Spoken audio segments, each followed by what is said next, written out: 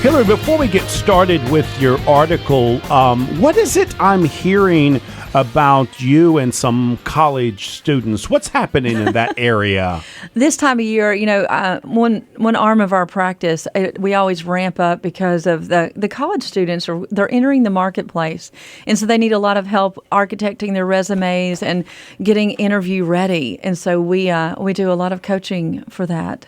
I would think the colleges and the $40,000 a year should be helping them with that. Well, you know what? There are career services, but the truth is that really helping them to learn how to position themselves correctly in the marketplace. I mean, there's just so many students out there that they, to have that one-on-one time and to have the, completely the marketplace and how to position yourself really needs to be a little bit more fine-tuned. It's interesting. Of course, you'd understand this about me. I tell people this all the time. If anybody's listening, I encourage you to listen to Hilary before you listen to me. If we both have different opinions, I want you to listen to Hilary. But I can remember that this is about 6-8 months ago. There was a guy out of college, and he having a hard time looking for a job, and he was sitting there talking to this counselor, this professional, and they asked him 5 or 6 questions. I happened to just be there. It was something else we were there for.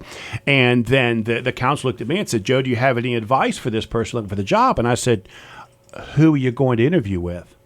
And he said, and the kid that was getting ready to go for the job, he said, "What do you mean?" And I said, "Well, in my world, we don't do anything unless we know who it is we're going to be in front of." And the counselor looked at me. Her face just turned red. Right. And she looked at this kid and she said, "He's absolutely correct. I apologize." Mm-hmm. We really do need to start from that point. And nowadays, it's so much easier to do that because you can Google anybody's name, yes. Facebook them, LinkedIn, and you could figure out a lot of stuff about them. That's why I read this book on Cold Calling is Dead. Yes. And the reality is it's not necessarily dead, a little misleading, but the truth is you should know who you're going to talk to always before you ever pick up that phone or knock on the door.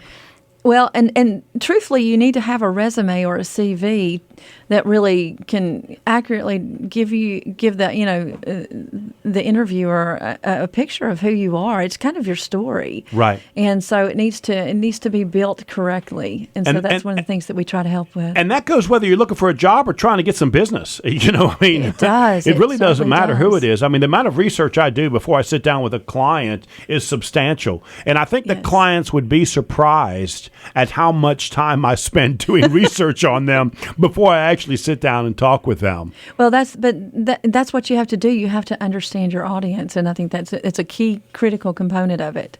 Because business is about people. It's all relational, and I think most people, tend to try to just put themselves in a box because they've never been taught those truths. But it truly is. It is about building relationships, and it's about learning how you can best serve. So it's very important. And the way I learned that is after you hear no enough, you start asking why.